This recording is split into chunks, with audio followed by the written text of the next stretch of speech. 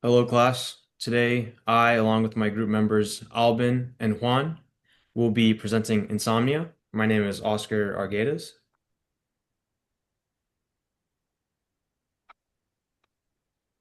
What is insomnia? Insomnia refers to the consistent difficulty in falling or staying asleep. It can affect anyone of any age, gender, or race. More specifically, it tends to target women who are adults, and it can target any race. But we've noticed that some minority communities are hit, but their cases aren't as properly documented. So as of right now, between race, it's a free-for-all. Individuals with insomnia often experience long delays between the times that they go to bed and fall asleep.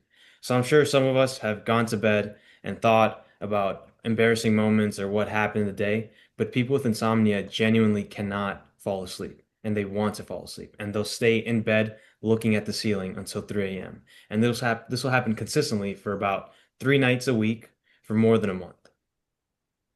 And once they finally do go to sleep, they'll find themselves waking up at 1 in the morning, 2 in the morning, and being unable to return to bed. So for the DSM-5 changes, the changes are a major step in the right direction for the importance of disorder. Because prior to the changes, insomnia was seen as a secondary symptom that was usually accompanied with another disorder like depression or anxiety. But now insomnia is really seen as its own thing and is given more importance. So it was formerly called primary insomnia, but it's now known as insomnia disorder. There's a greater emphasis on the individual satisfaction with sleep and its impact on daily life. So now it not only focuses on the bedtime routine and the night, but also focuses on what can happen during the day. And it has moved to its own category of sleep-wake disorders.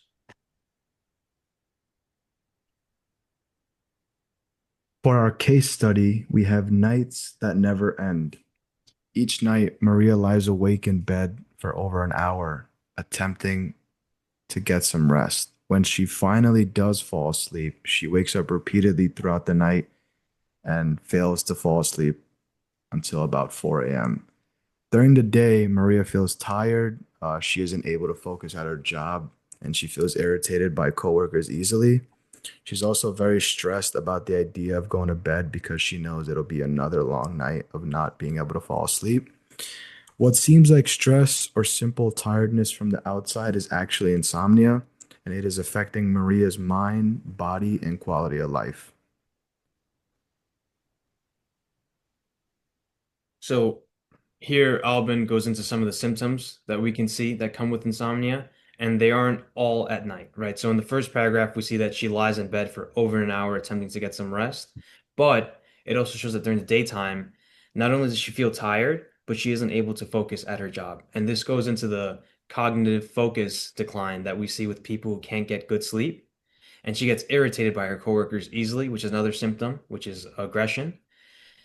And she is now stressed at the idea of going to bed because she knows that even when she goes to sleep, nothing's going to change and it's just going to get progressively worse over and over again. And she'll begin to fear sleep or get stressed at the thought of even thinking about going to sleep.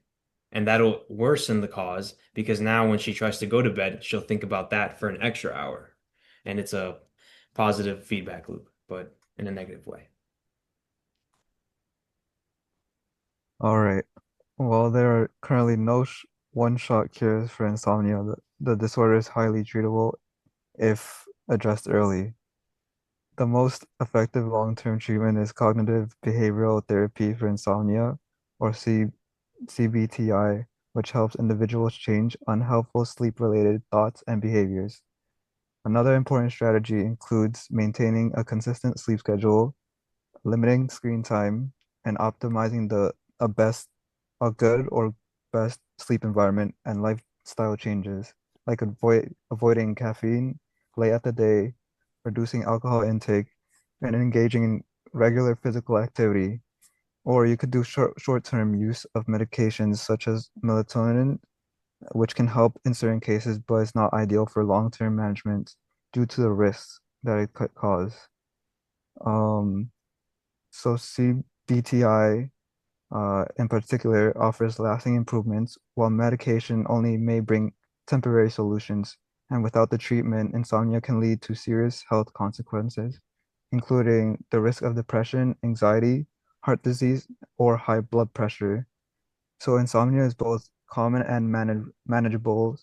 And if you tackle it early on using CBTI and promoting healthy sleep habits, you could restore a restful sleep and prevent a long-term mental and physical health risk.